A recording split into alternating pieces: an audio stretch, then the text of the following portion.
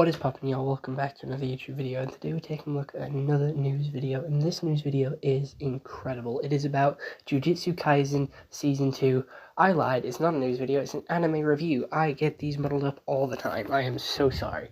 But, anime review, Jujutsu Kaisen Season 2. We're taking a look at the Young Gojo arc, and the Shibuya Incident arc. So it's gonna be a long one. So I'm going to get straight into it. I'm going to roughly run through all 24 episodes of story, and then I'll get into the review, talk about my favourite bits, talk about the bits I didn't really like, standard sort of anime review stuff that we do here on the channel. If you do like these anime reviews, please do go check out the anime review playlist after this video. So, this season starts off with young Gojo saving two people from a domain. That's pretty much it. He saves him from a domain, and he gets in trouble because he didn't put up a veil. Him and then Geto get assigned to protecting this girl, and they make a pact. They're like, right, if she doesn't want to do this, if she doesn't want to be a part of this whole thing, we'll sort something out and we'll get her free. But there is two companies trying to steal her because they don't want her joining with this Grandmaster character who keeps all the veils and all the Jujutsu sorcerers in check. And if he doesn't have his new vessel, he will become a curse which has to be defeated. So Gojo and Geto protect this girl fairly well. They let her go to school, they take her on a vacation, basically treat her really well, and Gojo is keeping his sort of hollow, his red and his blue sides both activated, so no one can come near him, no one will be able to get the girl, because he will know about it if they try. They then get back to Jujutsu High after so long of adventuring, and Toji, everyone's daddy, arrives, and he's been waiting for his perfect time. He's the one that's put the bounty on Gojo, he's the one that put the bounty on the vessel to keep Gojo on edge.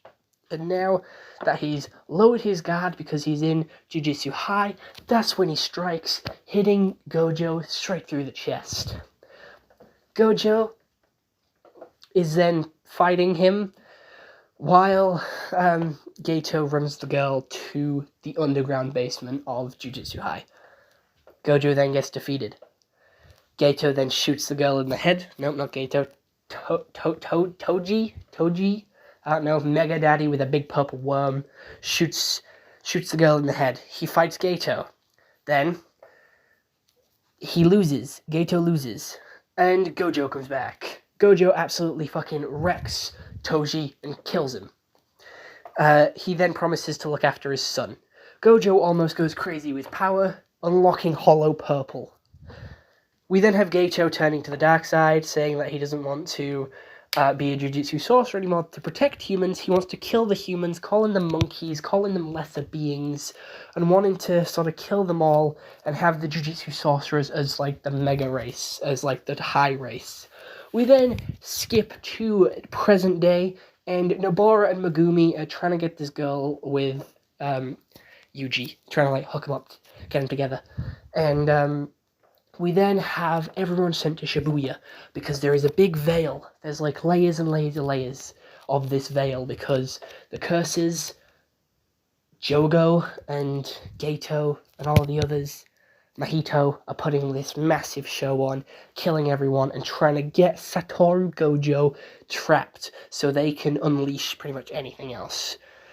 This is where I start to lose track of the story, not gonna lie, genuinely because of so much shit goes on.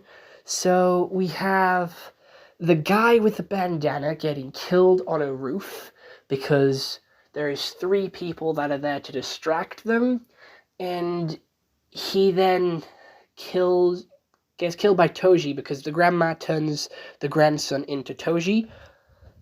Bear with me.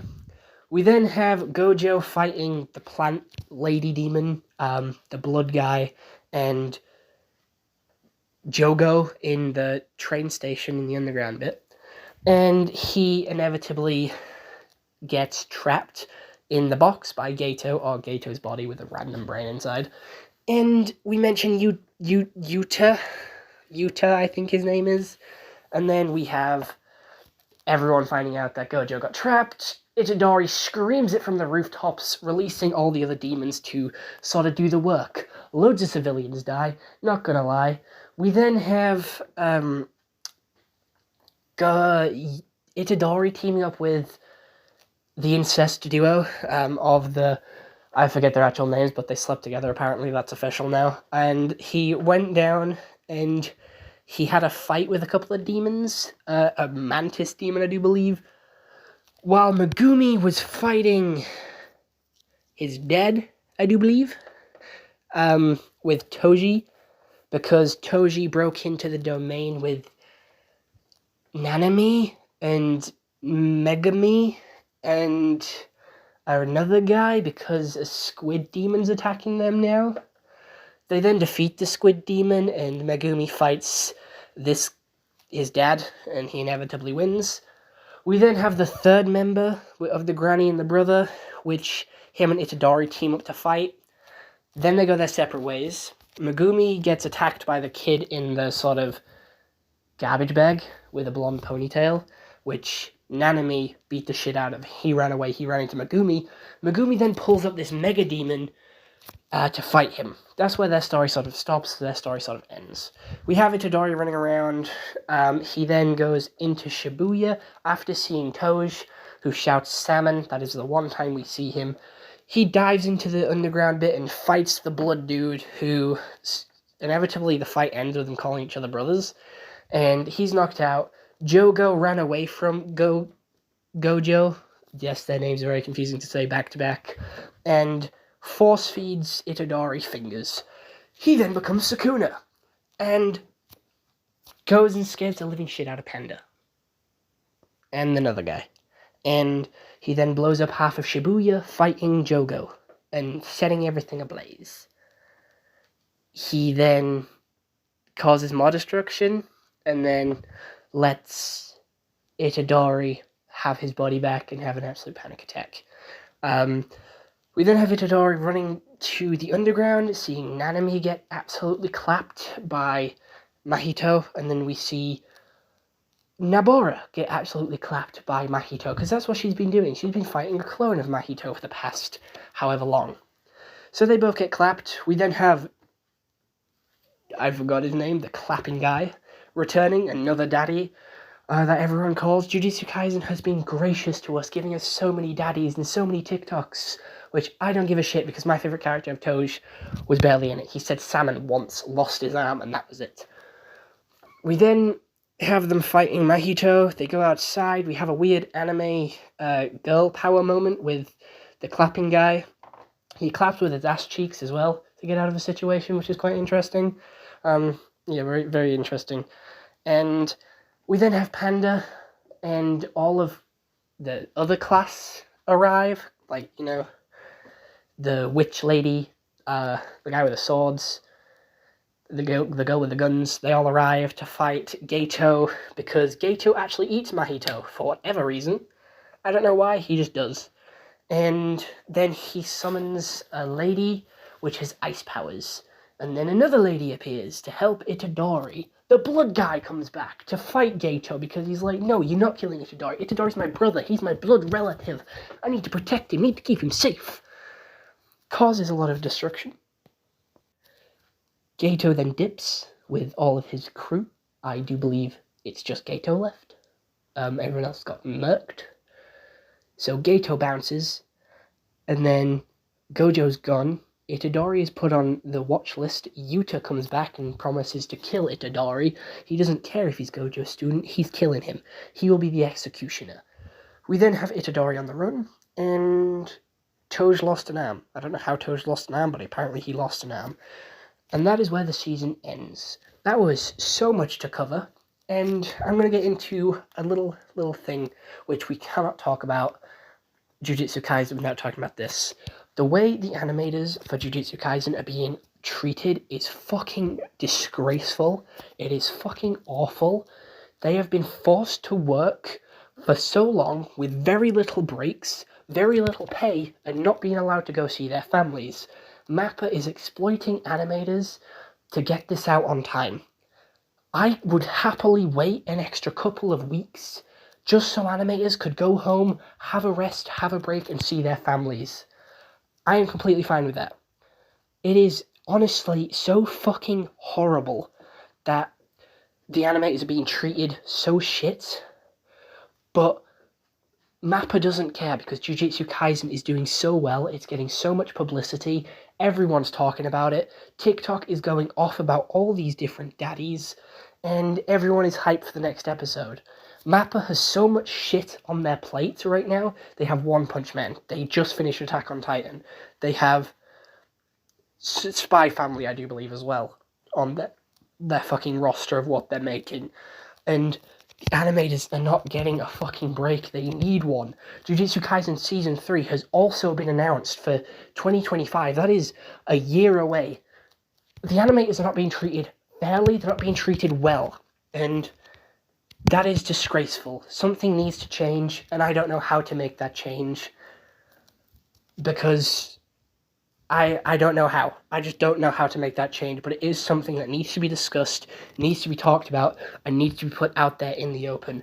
We have seen so many sort of tweets and stuff on Twitter of animators talking about how shit they're being treated, how little breaks they're getting, and it is genuinely awful. Some of the scenes weren't even done, but they were published, and I think that is horrendous. Some of these fights look absolutely incredible, but some of them weren't finished, and I'm not saying any of the animation looked bad here, but if it wasn't finished, imagine if an extra couple of weeks, how good it could have been. It already looks incredible now, but it could have been so much better. And if you just paid them a little bit more, gave them a little bit of break here and there, let them have time to cook, they could make something fucking impeccable, which gets you more money, more reviews, and looks fucking insane. But no, you had to rush them, and we got still good animation, not gonna lie, but it could have been so much better, and that's what I'm upset about. Some of these fights, like the one between Sukuna and Jogo, apparently was only like 10-20% finished. It still looked incredible, but if that was only 10-20% of what they could have done, imagine the fucking insane battle we could have actually seen if it was 100% done. Like, I'm not gonna lie, the battles between Sukuna and Jogo, the battles between Itadori and Mahito, and the battle between Mahito and the other guy, the clapping guy, were all fucking incredible, and I loved them. They had such good visually pleasing fights. I liked the clapping and the teleporting and how that worked with all the fucking claps and shit. I loved Sukuna destroying shit. It looked incredible, him bursting through buildings. Not like an Avengers level threat where Avengers try and keep damage to a minimum. Sukuna's going all out. He doesn't give a shit what he destroys. He just wants to kill his opponent and end their demon career. He wants to fucking destroy. All that was fucking incredible. I loved all the battles. I loved all this intense moments. I didn't cry when Nabara died. I didn't cry when Nanami died. I didn't really like either of them. I'm gonna get so much hate for saying that shit, but I didn't really care. Not gonna lie. If it was Megumi that died, if it was Toj that died, if it was Panda that died, different story. I love those characters. If Gojo died, that would have been a different story. I cared so much more that Gojo was put in a box than Nanami getting her face clapped. Honestly, I don't know. I just don't like Nanami. I think she's very cocky and just not a character that I'm that caring about, not gonna lie. My girlfriend did cry when Nanami died. Not Nanami. Nabara died, so I had to, like, console her. But again, I was just like, I don't care. How do I console you?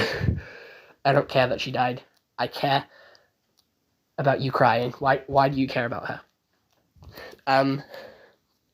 But yeah, there was so many cool scenes. The animation was fire. I'm just disappointed that it could have been better. Like, we heard the stories about how much better it could have been.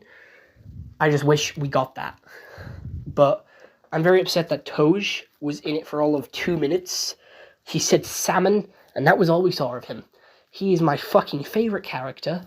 I don't care what you say. I'm very upset that he was only in it for 2 minutes. I would have loved to see him fucking wreck Shibuya. I've seen so many TikToks of him going, like, I don't know, shouting a random word that would have, like, helped. It would have fucked up his throat, but it would have helped so much. The trauma that Itadori is feeling, God, that hurt. Seeing him fucking cry and be so distraught. All that shit happened to him in 15 minutes. The fucking shock as well of everything happening to him would have been incredible. It would have been so overwhelming. And the theme song is goated, not gonna lie. You are my special. Fucking loved that intro, not gonna lie. I watched it every time. I made my girlfriend watch it. She hates watching the intros, but that intro is an exception. It is fucking mint. However, talking about the TikTok daddies, I could not go 5 minutes without my girlfriend scrolling on TikTok and hearing "You Are My Special" with some fucking thirst trap of Sukuna, the blood guy, the guy with a massive purple worm. You know, there's just so much hype around Jujutsu Kaisen right now. I'm going to be honest, this season, I'm going to give it an 8 out of 10. I liked learning a bit more about Gojo's past. I liked seeing the destruction that Sukuna can cause. It just shows his power and what he can actually do, and it puts the threat in place for seeing him again in Season 3. And the animation, just hearing that it could have been better than what we got, put me off so much, and that's why I'm giving it an 8. Also of how terrible the animators are treating. I'm not going to sit here and say that it's a 10 out of 10. The animators need to be treated better, and we needed that 100% finished animation, and then it would have been a 10 out of 10. They're the two factors that are holding this back from being a perfection 10 out of 10. The story was good, animation was good, voice acting was incredible with the absolute range that they had.